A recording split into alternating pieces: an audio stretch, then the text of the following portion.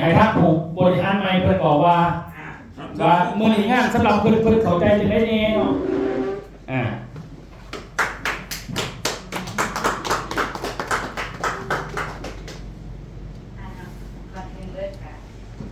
หาตามนางก็ได้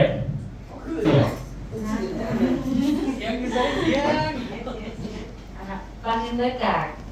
ราบเรียนทางประธานเนาะประธานแล้วก็ท่านห้องท่านผู้จัดการแล้วก็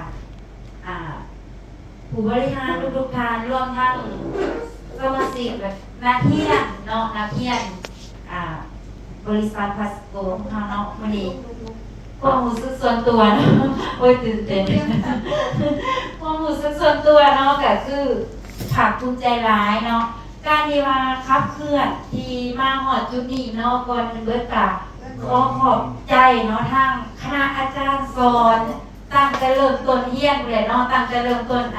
เขามากล่าวค้าเขามาอยู่ใน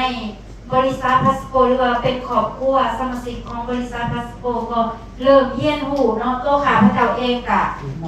ยอมรับว่าเคยผ่านระบบเครือข่ายมาหลายเนาะแต่ว่าทุกบอนเนาะก็บอกเลยว่ามันโบคือบริษัทพัสโกลาวเพราะว่ามันโบมีความชัดเจน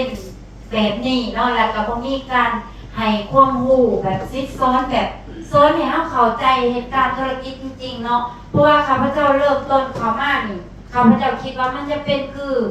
เครือข่ายทั่วไปเนาะมันจะเป็นคือเครือข่ายทั่วไปก็คือเข้ามาแล้วก็ต้องวิ่งเต้นหายอดหรือว่าลุยแบบบอกงานว่าลุยหาคาแนะนำอีหยังสินะกันเลยว่าไปพ่อได้เข้ามาศึกษาเรียนรู้เนาะพัฒนาก็คือจากการให้ความรู้ซิซ้อนจากอาจารย์ทุกท่านนี่แหละที่เราไปไหนความรู้มากก็เริ่มต้นเข้าใจธุรกิจว่าโอ้การนี้เฮาจะก้าวเข้าไปได้สูงได้ก็คือเฮาต้องพัฒนาตัวเองก่อนโดยการที่ว่าทำความเข้าใจกับรูปแบบธุรกิจของบริษัทพัสโกลาวของเราก็คือส่วนว่า1คือให้มีองค์กรก็คือว่าง่ายว่าการสร้างทีมP125เนาะเฮ็ดP125ได้เนาะเฮ็ดP125ได้โดยที่ว่าว่าง่ายว่าถามว่าเฮาเฒ่าแล้วเนาะเฒ่าแล้วการเรียนถามว่ายากบ่ยากแต่ว่าทุกครั้งที่อาจารย์สอนไปข้าพเจ้าก็เอาบอกไงว่าเอาความเข้าใจของตัวเองที่ว่าเอามาแบบเวลากลับบ้านก็จะเอามาแบบว่าศึกษาแล้วก็มาปฏิบัติต่อว่าเส้นว่าพวกวงกลมของเพิ่นก็คือเขาเริ่มจากไซเนาะเขาเริ่มจากไซบอกไงว่าถ้าเขาอยากเป็นธุรกิจหรือว่าเป็นเจ้าของธุรกิจนึงมาเขาต้องมีการคิดคนเนาะคิดคนเพราะแม่นว่าหลายคนเข้าใจว่าอยากไปสูงแต่ว่าบางเทื่อกะบ่อยากเรียนรู้ก็มีจังซี่หรือบางคนเรียนรู้แล้วก็เรียนแล้วก็แล้วไปบ่อยากเฮ็ดซะนั่นมันจริงบ่เกิดผลเนาะฉะนั้นแล้วการเรียนรู้นี่ลองเฮ็ดโลดเฮ็ดด้วยตัวเองเนาะถ้าเฮามั่นใจนี่เฮ็ดผิดเฮ็ดถูกบ่มีไผว่าหยังถ้าตัวใดมันผิดพลาดเฮาแก้ไขถ้าตัวใดมันถูกเฮาก็นำใช้ข้าพเจ้าก็เชื่อว่าทุกคนนี่บ่ฮู้ดอกว่าสิ่งใดที่ตัวเองผิดแต่บริษัทพัสโกของเราเพิ่นจะให้ทิศทางและแนะนำสิ่งดีๆแน่นอนว่าสิ่งใดที่ว่ามันผิดพลาดแก้ไขถ้าว่าพออยู่นี่เนาะเฮาจะมีครูอาจารย์ตัวใดที่เฮาบ่เข้าใจจ่อเลิกเข้าไปเนาะแต่ก่อนเนาะข้าพเจ้าไม่เรียนรุ่นข้าพเจ้าเรียนหลายเลยนะเรียนหลาย50กว่าชีวิตเนาะ50กว่าชีวิตข้าพเจ้านี่บ่จักหยังเลยโดยเฉพาะนี่ภาษาอังกฤษนี่เว้าหยังก็เป็นอันชื่อคำประธานถามบอกได้เนาะคำอาจารย์ท่านห้องบอกว่าอยากให้นักเรียนนี่ถา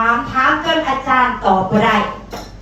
นั่นแสดงว่านักเรียนเขาจะเรียนเอาข่าวภาษาก็มีอย่างหนึ่งแล้วอยากถามภาษาบัดนี้โตหนังสือที่ไปบอกมากอาจารย์ตอบก็ได้นั่นแสดงว่าข่าวพระเจ้าชนะตัวเองในตอนที่ข่าวพระเจ้าถามน่ะมูนักเรียนนักการนี่หัวควันข่าวพระเจ้า40กว่าคนได้หัวแบบหัวทั้งโง่แบบว่าแบบในความคิดของกระเจ้านะก็จะคิดว่าข่าวพระเจ้าโง่แต่ถ้าเฮากล้าถามในสิ่งที่เฮาบ่ฮู้สิ่งที่เฮาบ่จักนั่นแสดงว่าเฮาบ่ได้ต้องการชนะใครแต่เฮาอยากชนะตัวเองแม่นบ่ฉะนั้นแล้วความเข้าใจของข้าพเจ้าเนาะที่เดินมาฮอดตัวนี้ข้าพเจ้าภาคภูมิใจหลายนี่เป็นเดือนที่8ที่ว่าข้าพเจ้ามาอยู่ในบริษัทพัสโกลาวข้าพเจ้าก็ โอ้ถือว่าภูมิใจร้ายเนาะที่ว่ากล่าวเขามาถึงขันจุดที่ว่าได้เป็นผู้บริหารเนาะสนั่นแล้วความเข้าใจของข้าพเจ้าถ้าว่ามือใดเฮากล้าทุกคนมีความสามารถกันทั้งนั้นเนาะทุกคนเก่งในรูปแบบของตัวเองแต่เพียงแต่ว่าเฮาบ่กล้าเอามันนำออกมาใส่เท่านั้นเนาะฉะนั้นแล้วฝากถึงนี่ข้าพเจ้าเชื่อนะว่านักเรียนซีทานนี่เพราะว่ามานำกันเริ่มแรก10ปลายข้าพเจ้าเห็นรุ่นนี่เนาะ